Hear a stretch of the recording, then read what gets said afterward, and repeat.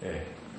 오늘 하나님께서 우리에게 주시는 말씀 두 군데였습니다. 마가복음 16장 17절 18절 말씀과 야고보서 5장 15절 말씀인데, 이 말씀은 우리가 어떻게 하면 고침을 받을 수 있을까 하는 방법을 우리에게 알려주시는 말씀이죠.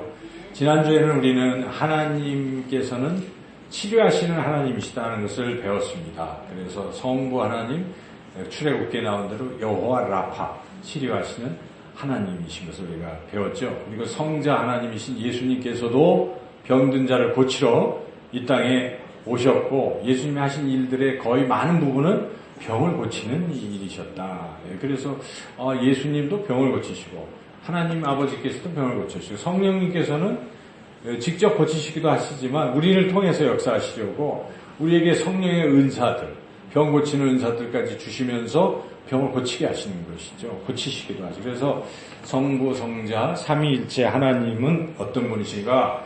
우리가 병들었을 때 병을 고쳐주시는 그런 하나님이심을 믿습니다. 그래서 우리 영혼이 병들고 마음이 병들고 육신이 병들 때마다 누구를 의지해야 됩니까? 하나님을 의지해야 되는 거예요. 하나님을 고치신 하나님이시니까. 그래서 괜히 어리석게도 하나님을 잊어버리고 병원만 의지하는 것은 옳은 태도가 아니라는 것이죠. 물론 병원도 하나님 만드신 것이고 의사들도 하나님 만드신, 약도 하나님 다 만들게 하신 것이라 그걸 통해서 우리를 고쳐주시지만, 우리가 그렇게 고침을 받을 때도 근본적으로 뭔 생각을 해야 돼요? 하나님이 고쳐주신다. 그래서 어떤 의사들은, 예수님을 잘 믿는 의사들은 어떻게 말합니까? 제가 고치는 게 아닙니다, 하나님이 고쳐주십니다 하고 기도하잖아요. 우리가 언젠가 우리 교회에 있던 그 집사님 그런 말씀 하시잖아요. 자기가 예수하지만 자기가 먼저 기도를 해준다는 환자에게 하나님 고쳐주십니다. 또 그렇게 얘기를 한다고 합니다. 참 좋은 분이시죠. 그렇게 의사든 우리 또 병자든 다 생각 속에 가장 핵심이 하나님이 고쳐주신다. 이런 믿음이 있는 분들은 진짜 하나님이 역사하시고 고쳐주신다는 것이죠. 그래서 하나님이 우리를 고쳐주시는데, 구체적으로 하나님도 다 고쳐주시는 건 아닌 것 같아요. 왜냐하면 그럼 세상에 병자들이 없어야 되잖아요. 아무도. 그래서 하나님께서 이렇게 고쳐주시는 하나님이시지만, 인간도 뭔가 해야 된다는 겁니다. 병 고치는 치료 역사가 일어나기 위해서는 사람들도 뭘 해야 한다는 것인데, 오늘 우리가 읽었던 이 말씀이 바로 우리가 뭘 해야 되는지, 병 고침을 받기 위해서는 무엇을 해야 되는지를 분명하게 알려주고 있습니다. 그것은 두 가지예요. 그리고 믿음, 기도, 두 가지입니다. 그래서 우리 야고보서 말씀에서도 믿음의 기도는 뭐라고요? 병든 자를 낫게 한다. 그러니까 결국 믿음, 기도, 이 두 가지를 고친다는 것입니다. 그리고 이 마가복음 마지막 말씀에서도 믿는 자들에게는 이렇게 나가잖아요. 이런 표적이 뒤따른다 하고 병든 자에게 손을 얹은 즉 나으리라. 그런데 믿는 사람이 병든 자에게 손만 딱 얹는다고 안수만 한다고 낫는 게 아니라, 그 안수를 할 때 뭘 같이 하는 거예요? 기도를 하는 거죠. 그래서 결국 믿음과 기도 두 가지가 사람들을 고친다는 것이죠. 물론 거기 하나님이 고치시는 것이지만, 하나님은 우리 인간들의 그 믿음과 기도를 통해서 치료의 역사를 이루신다 하는 것입니다. 그래서 이 두 가지가 굉장히 중요합니다. 첫째, 믿음에 대해서 우리가 생각해 보겠습니다. 믿음은 다 잘 아는 거예요. 그동안 열심히 우리가 신앙생활하면서 믿음이 뭐냐? 믿음은 말 그대로 하나님을 믿는 것입니다. 그래서 그 하나님이 능력의 하나님이시다, 치료의 하나님이시다, 하나님은 못 고칠 병이 없으시다, 이걸 믿는 것입니다. 자기가 아무리 중병에 걸리고 불치병이 걸렸더라도 하나님이 나를 고쳐주신다. 그래서 믿는 사람에게는 그런 기적들도 일어나지 않습니까? 의사들도 못하는 것을 고침을 받는 거예요. 그것은 믿음이 있기 때문에 그렇다는 것입니다. 그래서 우리는 무엇보다 하나님은 하실 수 있다, 하나님의 능력을 믿는 것이죠. 또한 믿음은 특별히 그 하나님은 나를 사랑하시고 나를 고치시기를 원하신다는 것도 믿어야 됩니다. 하나님이 전능하신데 나와 어떤 관계가 있을까에 대한 의심이 있거나, 나는 잘못하고 죄를 졌기 때문에 하나님 나 같은 사람들은 안 고쳐줄 거야, 자꾸 이렇게 생각하기 시작하면 안 되는 거예요. 그렇죠? 하나님 그렇지 않습니다. 비록 내가 죄를 짓고 부족하고 연약할지라도 그 순간만큼 하나님 앞에 나와서 겸손히 하나님의 도우심을 구하는 사람을 하나님 주목하시고 이미 그를 고쳐주시기로 하나님 결정하시는 거죠. 그래서 우리는 항상 겸손히 하나님 편 나아가면 하나님 나를 반드시 고쳐주신다. 이런 믿음을 갖는 게 참 중요하죠. 대표적으로 우리 혈루증 앓던 여인의 이야기를 잘 압니다. 그가 예수님을 잘 모르잖아요. 만날 적도 없고 근데 소문을 들었어요. 그분은 병을 다 고쳐주신다. 고치시는 분이시다. 그래서 가서 옷자락만 만져도 내가 나을 것이다. 그러니까 그건 뭐예요? 옷자락만 만져도 그 예수님이 날 고쳐주실 것이다. 이런 믿음이 있었던 거예요. 그래서 하나님이 고칠 수 있는 능력도 있고 나도 고쳐주신다. 내가 만지기만 한다면 이런 믿음이 있으니까 가서 했을 때 기적이 일어나는 것이죠. 내 믿음이 널 구원하였다고 예수님 말씀하신 것입니다. 그런 믿음이 필요한 것이고 예수님은 분명하게 이 믿음을 우리에게 요구하신다는 것입니다. 예수님이 계속 요구하는 것은 믿음입니다. 그래서 12 제자들과 마지막 작별을 하실 때 고별 설교를 하실 때 막 근심하고 있는 제자를 향해서 뭐라고 하십니까? 너희는 마음에 근심하지 말고 하나님을 믿으라. 믿으니 곧 나를 믿으라. 이렇게 말씀하시잖아요. 그러니까 근심하는 제자들에게 요구하는 건 믿으라는 것입니다. 믿음이 있으면 근심도 떠난다. 믿음이 있으면 세상을 이긴다. 이렇게 병도 이긴다. 그러는 것입니다. 그래서 예수님은 믿음을 요구하신다는 것을 우리가 분명히 알아야 됩니다. 그래서 어떤 자기 아들이 귀신 들려가지고 제자들이 못 고치고 막 그럴 때 예수님이 마침 나타나시니까 예수님 고칠 것 같은데 이분이 아직 확실한 믿음이 없어요. 뭐라고 얘기하는가? 예수님 하실 수 있으면 고쳐주십시오. 그랬더니 예수님이 좀 화가 나셨죠. 뭐라고? 할 수 있거든요. 무슨 말이냐? 믿는 자에게는 능치 못한 일이 없느니라 하고 믿음이 필요하다. 믿음이. 그랬더니 그분이 주여 나의 믿음 없음을 불쌍히 여기소서 나에게 믿음을 주소서 그 믿음을 가지고 그 아들이 치료함을 받지 않습니다. 그래서 예수님은 믿음을 요구하시는 거예요. 그래서 너희들이 조그만 믿음만 있으면 이 겨자씨 하나님 만한 믿음만 있어도 이 산 너로 들려 저 바다에 빠지라 라고 말만 해도 그대로 될 것이다. 예수님이 제자들에게 말씀하십니다. 이렇게 믿음을 요구하신다는 것을 잊으면 안 됩니다. 그래서 믿음이 없이는 하나님을 기쁘시게 할 수 없나니 히브리 기자도 그렇게 증언하지 않습니까? 그래서 우리 사실 믿음 없으면 신앙생활도 안 되는 거예요. 신앙이라는 것 자체에 두 가지가 믿을 신자가 들어가 있고 또 바라볼 앙자가 들어가 있으니까 믿음과 소망이 신앙이에요, 사실은. 그러니까 우리 생활할 때 이 믿음과 소망이 없는 사람은 신앙이 약하다고 보는 거예요. 없거나 약하거나. 근데 신앙이 있는 사람은 어떻습니까? 어려움을 당해보면 아는 것이죠. 어려움을 당하기 전까지는 아무도 몰라요. 어려움을 당하지 않을 때는 다 믿음이 있다고 그러고 막 그러는데 막상 자기가 극한 상황에 처해보면 믿음이 있는 사람은 다르다는 것입니다. 그때는 믿음을 가지고 하는 사람. 이런 믿음을 우리가 가져야 돼요. 그래서 우리가 그 반석 위에 세운 집과 모래 위에 세운 집 뭡니까? 모래 위에 세운 집은 멋있잖아요. 근데 한번 비바람이 오면 무너집니다. 근데 바위에 세운 사람은 안 무너져요. 바위가 믿음이에요. 믿음의 반석. 그래서 평소에 든든 이렇게 확실한 믿음을 갖고 사시다가 어려움을 만나면 그 믿음을 발휘해서 이겨내면 어떻게 돼요? 믿음이 더 커지지 않습니까? 그때 그 시절에 내가 하나님에 대한 믿음이 있어서 이렇게 되었노라 하고 또 믿음을 갖자. 근데 믿음이 없으면 안 된다는 것이죠. 그래서 믿음이 있어야 되고요. 그리고 이 이게 병자에게 반드시 믿음이 있어야 역사가 일어납니다. 그러니까 바울이 병을 고칠 때 어떻게 고쳤냐면요.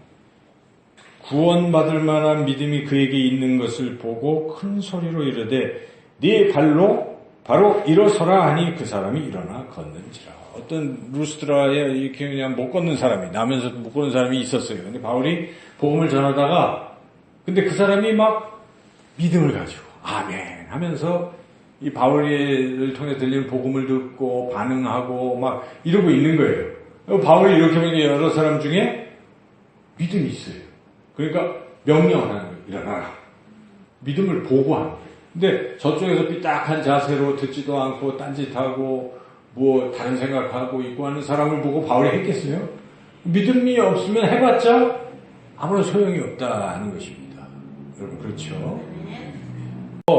믿음이 있을 때 이 바울도 믿음 있는 것을 보고 일어나라 할 때 역사가 일어나고, 예수님께서도 믿음이 없는 곳에서는 역사를 능력을 발휘하지 않으신다는 것입니다. 그래서 예수님께서 고향에 갔는데 고향 사람들이 예수님이 자기 동네 살던 사람 정도로만 생각하고 그가 마리아 목수의 아들 아니야? 뭐 이러면서 예수님의 그 능력 행함도 믿지 않는 거예요. 안 믿으니까 예수님이 이렇게 거기 마태는 이렇게 기록합니다. 그들이 믿지 않음으로 말미암아 거기서 많은 능력을 행하지 아니하시니라. 그래서 믿음이 없는 자에게는 하나님의 역사가 나타나지 않는다는 거죠. 우리가 하나님의 능력을 믿고 하나님이 나를 사랑하셔 고쳐주신다는 믿음도 필요한데 더 중요한 믿음이 있습니다. 그것은 예수 그리스도의 그 십자가를 믿는 믿음입니다. 이 십자가에 모든 게 들어있어요. 십자가는 우리의 모든 죄를 다 사시는 능력이 있고, 십자가는 또한 우리의 질병도 치료하는 능력이 거기 있습니다. 십자가를 믿는 사람들에게는 그런 기적이 나타나는 거예요. 근데 예수님을 믿지 않고 십자가를 안 믿고 그냥 병 낫기만 바라고 이렇게 앉아있는 사람들에게는 사실 치유의 역사가 설령 있어도요, 귀신들이 더 많이 달라들어서 안 되는 거예요. 그래서 이 신유의 은사를 가진 분들이 그런 치유의 역사를 할 때는 먼저 그걸 확인하는 거예요.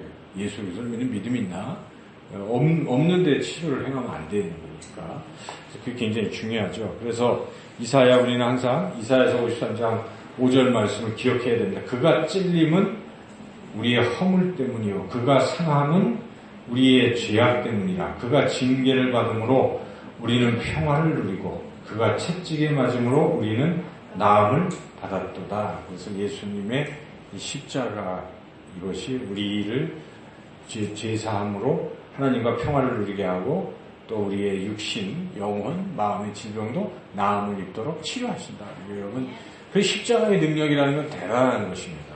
우리가 십자가를 바라볼 때 저 십자가에서 우리의 병 고침의 능력도 나타난다는 것을 믿어야 된다는 것이죠. 이와 같이 우리는 믿음이 필요하고, 또한 한 가지는 무엇입니까? 기도가 또 필요하다는 것입니다. 기도가 없으면 또 안 돼요. 그래서 하나님 앞에 간절히 살려달라고 부르짖고 외치고 이렇게 해야 돼요. 아플 때 아버지 내가 너무 아파요, 고쳐주세요 하고 간절히 하면 어떤 역사가 일어납니까? 치료가 일어나는 거죠. 물론 그게 한 번에 안 될 때도 있어요. 50대 50이라 생각하시고 반복해서, 저도 늘 반복해서 하고 있어요. 따끔 그죠? 계속 하나님 고쳐주실 것이다 믿어가지고 기도는 쌓이는 것이니까, 여러분 스스로도 아프면요, 아픈데 손을 얹고 계속 반복 기도를 하십시오. 또한 또 기도의 능력이, 스스로 하는 기도도 능력이 있지만 그게 좀 딸리잖아요. 부족하잖아요. 그러니까 주변의 사람들에게 기도로 좀 도와달라고 요청할 수가 있고, 이 중보 기도가 또 굉장히 능력이 있다는 것입니다. 다른 사람을 위해서 하는 기도도, 나도 그런 기도가 필요하면 중보해달라고 부탁을 해야 되겠죠. 성경에 예수님께 직접 나와서 고쳐달라고 해서 고침받은 사람도 많이 있지만, 어떤 사람은 나올 수 없는 사람도 있어요. 너무 아파가지고 못 가는 거예요. 또 못 움직이는 거예요. 이럴 때 주변의 사람들이 대신 백부장이, 자기 하인이 뭐 꼼짝달싹 못하니까 백부장이 예수님한테 왔어요. 그래서 예수님, 제 하인이 아픈데 병 좀 고쳐주세요 이렇게 부탁을 하니까 예수님, 그래 그럼 갑시다 그랬더니 예수님이, 백부장이 뭐라니까, 잠깐만, 예수님 안 오셔도 말씀만 여기서 하셔도 나을 것 같습니다. 굉장히 큰 믿음을 보였죠. 그랬더니 내 믿음이 크도다, 그 시로 하인의 병이 낫는다는 것입니다. 하인이 믿음이 있어서가 아니에요. 그 순간 뭡니까? 백부장입니다. 중간에 누군가 우리의 중보의 기도가 강력하면 비록 믿음이 연약한 사람도 기적이 일어난다는 것입니다. 우리는 믿음이 있고 기도를 열심히 하시는 분들은, 믿음과 기도를 가지신 분들은 남들을 위해서 할 수 있는 최선의 일, 중보기도를 하시기를 축원합니다. 그리고 중보기도를 할 때에 요령이 몇 가지가 있습니다. 첫째는 이제 환자를 위한 중보기도에서 그 사람을 사랑해야 됩니다. 미워하면 역사가 안 일어납니다. 왜냐하면 예수님도 병 고치실 때 항상 불쌍히 여기시고 그러시잖아요. 사랑하는 마음, 긍휼히 여기는 마음이 있어서 역사가 일어나죠. 그래서 우리가 그런 마음이 행여나 들 때도 있죠. 이런저런 사정으로 들 때가 있으면 먼저 중보기도를 위한 기도 전에 그것부터 해야 돼요. 제 마음에 이런 마음들을 제거하시고 주님의 사랑으로 채워주세요. 이렇게 하고 기도를 하면 된다는 것이죠. 그래서 그게 필요하고, 그 다음에 이왕 기도할 때는 내가 중보 기도하면 반드시 나을 것이다. 여기도 믿음이 필요한 거예요. 뭐든지 믿음이 필요합니다. 그냥 나는 부족하니까 내가 해봤자 내 기도를 들으실까? 이런 식의 기도는 이 역사가 안 일어납니다. 그래서 내가 비록 부족해도 믿음으로 기도하면 나을 것이다. 이런 것을 가지고요. 여러분 중보할 때 대단한 자부심도 필요해요. 중보자가 얼마나 대단한 것입니까? 아브라함도 중보해서 조카 롯을 살리고 뭐 그런 거 아니에요. 그래서 우리가 믿음을 가지고 여기 나와서 이 금요일날 아무도 안 나오지만 그래도 나온단 말이에요. 나오시는 분들은 여러분들 대단한 분들이에요. 여기서 여러분들이 한 가지 더 해야 될 일은 기도 대상자를 사랑하고 또 하나 믿음을 가지고 여기서 기도하면 금요일날 이 금요 성령 집회 때 기도한 게 다 응답이 되는 거야. 그렇게 믿으시길 축원합니다. 그래서 우리가 여기서 기도한 건 다 이루어지는 거예요. 다 그렇게 믿으면 그렇게 되는 겁니다. 그 다음에 또 두 번째 중보기도에 추가해서 안수기도가 있습니다. 안수기도. 이건 직접 그 환자에게 손을 얹어서 하는 기도인데, 우리 예수님께서 벳세다 맹인을 고치실 때 그 맹인의 눈에 침을 이렇게 바르시고 거기다가 안수하시고 기도를 하시거든요. 그래서 근데 처음에 눈이 떠지긴 했는데 시꺼머리하게 보이는 거예요. 그때 예수님이 다시 거기서 또 안수해서 기도하셨다. 뭐 여러 가지 의미가 있겠지만 우리가 이걸 통해서 또 적용할 수 있는 것은, 우리도 예수님도 두 번 기도하시는데 우리는 뭐 한 번에 다 낫는 기적이 안 일어날 수도 있겠죠. 그래서 안수 기도할 때는 자꾸 반복 또 하고 자기 아픈 곳에 자기 스스로 안수해도 되는 거예요. 그래서 그렇게 또 다른 분 아픈 분들이 안수 기도가 필요하다 그러면 또 할 수도 있는 거죠. 그렇게 자기 아들 아프다 그러면 이렇게 어린 아들 놓고 손을 얹어서 기도하는 거예요. 부모로서. 그리고 이제 교회 내에서 안수 기도는 목사만 하는 게 좋겠죠. 여기저기서 막 손을 얹어서 기도하고 있으면 좀 애매해질 수도 있겠죠. 물론 허락이 되면 또 할 수도 있겠지만, 그 다음에 안수할 때 이제 머리 안수는 조금 의미가 큰 거예요. 그래서 평신도들끼리 막 머리 안수하고 또 막 이렇게 하면은 애매해지죠. 그래서 그거는 잘 이제 질서 있게 해야 될 필요가 있는데, 이 바울도 안수기도로 사람을 고치거든요. 바울이 보면 그 섬에 갔더니 그 추장이 아픈 거예요. 열병과 이질에 걸려서 아플 때 바울이 주목해서 가서 거기서 이렇게 손을 딱 얹고 기도하니까 치료가 됐다는 것입니다. 그래서 안수기도를 했더니 치료가 되고, 또 어떨 때는 바울이 이렇게 안수를 했더니 성령의 은사들이, 성령을 안 받았다고 하니까 바울이 안수했을 때 방언도 말하고 예언도 말하고 이렇게 또 역사가 일어났습니다. 에베소에서.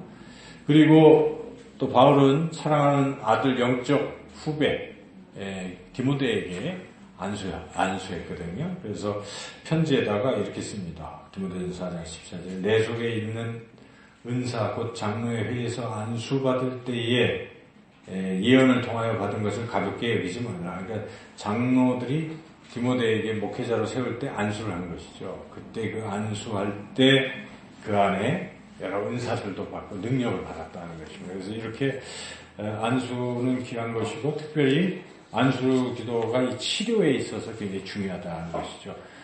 사도 바울도 처음에 이제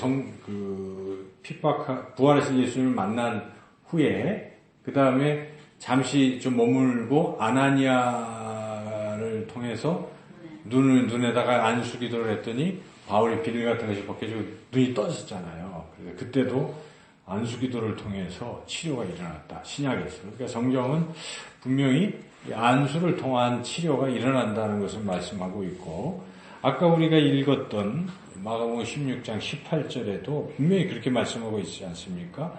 믿는 자가 병든 사람에게 손을 얹은 즉 나으리라. 손을 얹는 것은 안수, 그 손을 이렇게 얹는 것을 말하잖아요. 안수. 그래서 우리가 안수 기도의 능력을 믿을 필요가 있습니다. 그래서 그런 안수 기도로 치료해야 하는 일들 하신다. 근데 단지 안수 기도할 때 내 손에서 뭔 능력이 나간다고 생각하면 안 돼요. 항상 성령이 나를 통해서 성령의 능력이 나가는 것이고, 또 예수님의 그 이름으로, 예수님의 권세로 나간다는 생각을 가지고 안수하는 거예요. 자기가 무슨 신령한 척하면 안 돼요. 근데 우리가 보면 이단들이나 이런 데서 신령한 척하고 막 나중에 심하면 안수 그냥 살짝 올리라고 하는 게 안수인데, 어떻게 하면 막 안찰을 막 때리는 거예요, 손으로. 그리고 뭐 성경에도 없는데 손톱으로 막 긁어갖고 피를 내고 하는 엉터리 같은 일들도 있죠. 그렇게 성령께서 막 흉측한 모습으로 치료하시는 거 아니거든요. 그래서 점잖게 예쁘게 그냥 손을 딱 얹어서, 물론 약간은 누를 수가 있죠. 그 안에 힘을 좀 가하기 위해서 우리가 할 때 약간 누를 수도 있어요. 근데 막 너무 짓누르고 하는 것도 옳지 않습니다. 여튼 그런 모든 방법은 성령이 주시는 어떤 그 역사하심으로 하는 것이 좋고, 또 안수를 직접 손을 대서 할 수도 있지만, 이게 이제 신체 부위에 따라서 아무데나 손을 얹을 수가 없어요. 그리고 남성이 여성에게 아무데나 손을 얹을 수가 없잖아요. 아픈 부분에. 그럴 때는 지혜롭게 하시면 됩니다.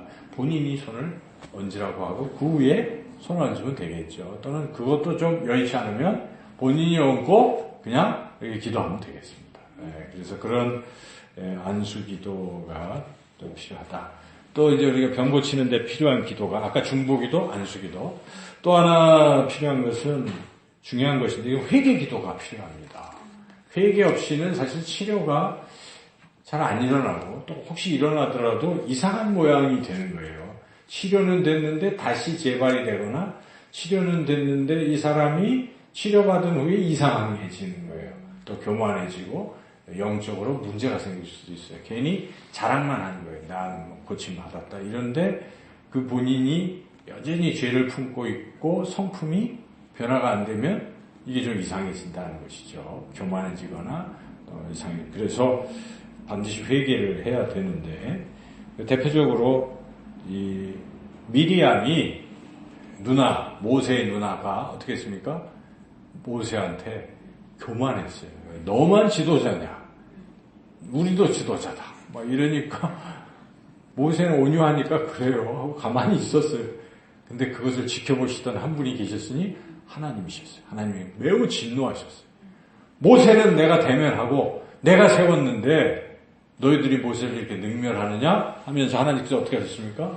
미리암이 문둥병에 걸린 것이죠. 바로 그게 고침받을 수가 없었어요. 그때 아론이 나섰어요. 상황까지 됐어요. 아론이가 잘못했구나. 아론이 회개합니다. 이렇게 얘기합니다. 민수기 12장 11절에 아론이 이에 모세에게 이르되 슬프도다. 내 주여, 우리가 어리석은 일을 하여 죄를 지었으나 청하건대 그 벌을 우리에게 돌리지 마소서. 그래서 아론이 대신 누나가 이렇게 되는 모습을 보면서 그 회개 기도를 하고 있다는 것이죠. 그래서 우리가 회개 기도가 필요합니다. 그리고 우리 예수님께서 그 38년 된 병자 벳세다 연못에서 누워 있던 병자를 고쳐주셨잖아요. 근데 그 뒤에 한참 뒤에 보니까 예수님이 성전에 갔는데 그 사람이 나가고 씩씩하게 돌아다니고 있었어요. 예수님 이렇게 불러가지고 한 말씀 하셨습니다. 이렇게 말씀하셨습니다.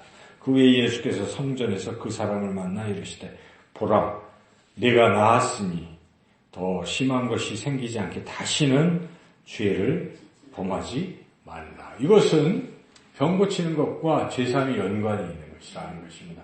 병이 죄 때문에 있었는데 그때 주님이 능력으로 다 죄사함하고 치료했는데 또다시 죄를 범하면 그렇게 병에 걸릴 수 있다라는 주님의 말씀을 우리가 생각해 본다면 이 죄의 회개가 참 중요합니다.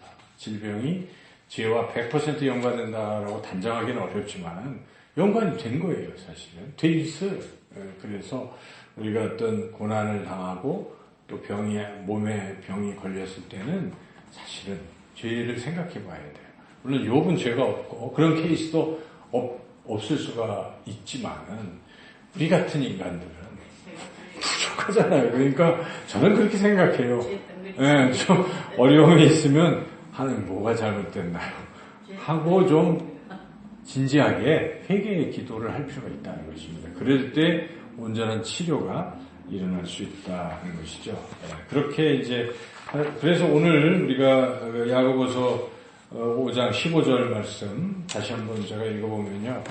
16절까지 다 같이 읽어보면 이렇습니다. 믿음의 기도는 병든 자를 구원하리니 주께서 그를 일으키시리라. 혹시 죄를 범하였을지라도 사하심을 받으리라. 병 얘기도 하시면서 왜 죄사함까지 같이 얘기하겠습니까? 연관이 있다는 것입니다. 믿음의 기도라면 병이 낫는데 죄도 같이 사함을 받는다. 그래서 그러므로 너희 죄를 서로 고백하며 병이 낫기를 위하여 서로 기도하라. 고백부터 하고 기도하라. 그러니까 우리가 신약에서도 하시는 말씀이잖아요. 그러므로 그 부분을 무시해서는 안 됩니다. 중보기도 할 때 제의 죄도 해결을 하고. 그렇죠. 그래야 능력이 나타나죠, 사실은. 나의 죄도. 맞습니다. 그래야 온전한 이렇게 되는 거죠. 자, 오늘 여기까지 우리가 말씀을 나누었습니다.